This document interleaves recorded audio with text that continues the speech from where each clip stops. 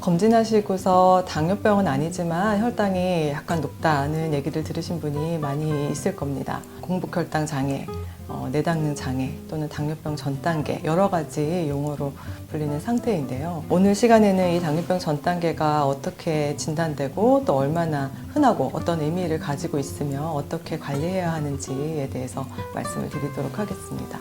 강남센터 검진 판정 결과지를 보시면 혈당 측정 결과에서 이제 파란색과 빨간색 두 개의 선을 보실 수가 있을 겁니다.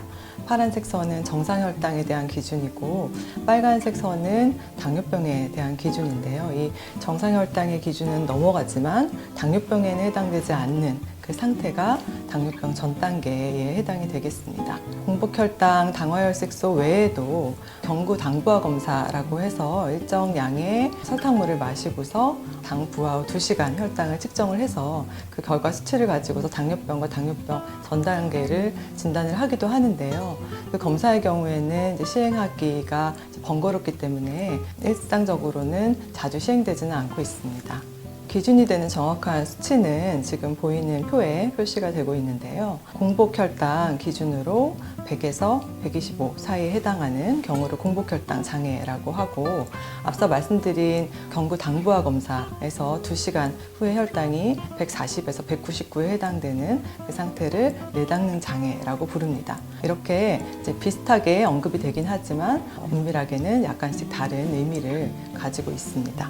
2016년 기준으로 해서 우리나라의 경우에 30세 이상의 성인 7명 중에 1명, 즉 한 14% 정도가 당뇨병을 가지고 있습니다. 65세 이상 성인에서는 10명 중에 3명이 당뇨병 환자였습니다. 같은 해 조사에서 공복혈당 장애의 경우에 약 25%, 즉 30세 이상 성인의 4명 중에 1명이 당뇨병 전 단계로 진단이 되었습니다. 이렇게 당뇨병 전 단계 상태는 당뇨병 환자보다 훨씬 더 흔한 상태가 되겠습니다. 당뇨병 전 단계는 사실 병으로 간주하는 상태는 아닙니다. 그렇지만 이 단계는 임상적으로 중요한 3가지 의의가 있습니다.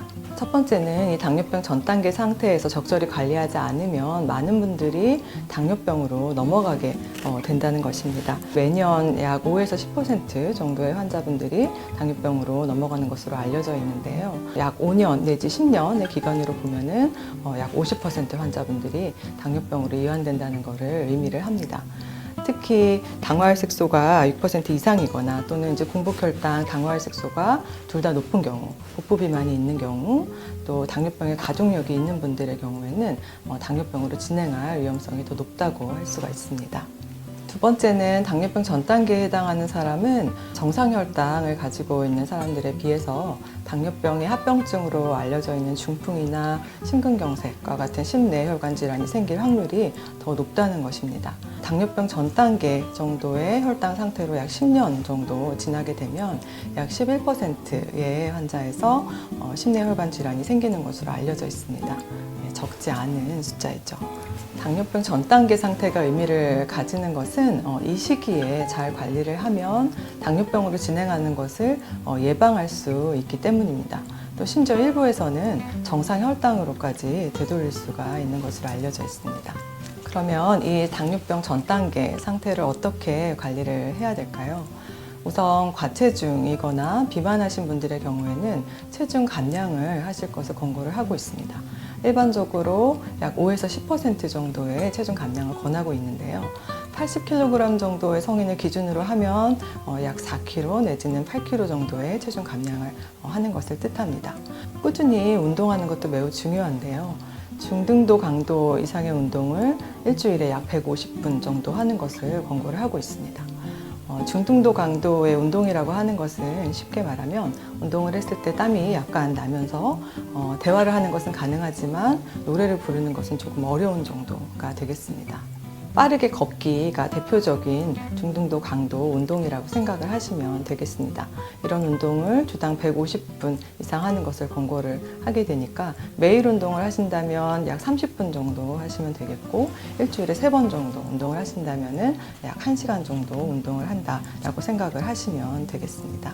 이러한 운동은 적어도 일주일에 3번 이상 하는 것을 권고를 합니다. 그리고 운동의 효과가 대략 12시간에서 72시간 정도 지속이 되는 것으로 알려져 있기 때문에 이틀 이상 쉬지 않으시는 것이 좋습니다.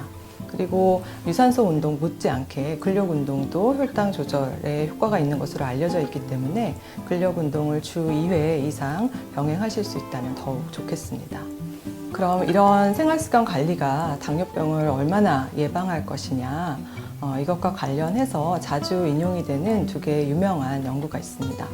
하나는 중국에서 시행된 연구인데요. 당뇨병으로 진행할 가능성이 높은 당뇨병 전 단계에 있는 분들을 대상으로 식이요법이나 또는 운동요법만을 시행을 하거나 또는 두 개를 병행해서 시행을 했더니 한 6년 정도 이렇게 지속을 했을 때 당뇨병으로 진행할 확률이 이런 생활습관 관리를 하지 않은 분들에 비해서 46% 정도 감소하는 것으로 나타났습니다. 그 외에 또 핀란드에서 시행이 된 연구가 있는데요. 이 연구의 경우에는 체중 조절을 하고 식이요법, 운동을 병행한 경우가 되겠습니다. 약 3년 정도 지났을 때 58% 정도의 당뇨병 예방 효과가 있는 것이 나타났습니다. 이런 당뇨병 예방 효과는 그 후에 후속 연구에서 볼 때 장기간 지속이 되는 것으로 나타났습니다. 그러면 이 메트폴민과 생활습관 관리 둘 중에 어떤 것이 당뇨병으로 진행하는 것을 예방하는 데 더 효과적인가? 이런 질문에 답하기 위해서 이전에 미국에서 유명한 대규모의 연구가 시행이 됐습니다. 생활습관 관리와 메트폴민, 당뇨병 약제, 어느 것이 더 효과적일까요? 생활습관 관리였습니다. 생활습관 관리를 철저히 하는 경우가 메트폴민 약제를 쓰는 경우에 비해서 약 2배 정도 당뇨병을 예방하는 효과가 더 좋은 것으로 나타났습니다. 또 생활습관 관리를 하는 것이 혈당 개선뿐만 아니라 혈압이나 콜레스테롤의 개선 효과도 함께 얻을 수 있다는 장점이 있습니다. 생활습관 관리를 통해서 많은 경우에서 당뇨병으로 진행하는 것을 예방할 수가 있기 때문입니다.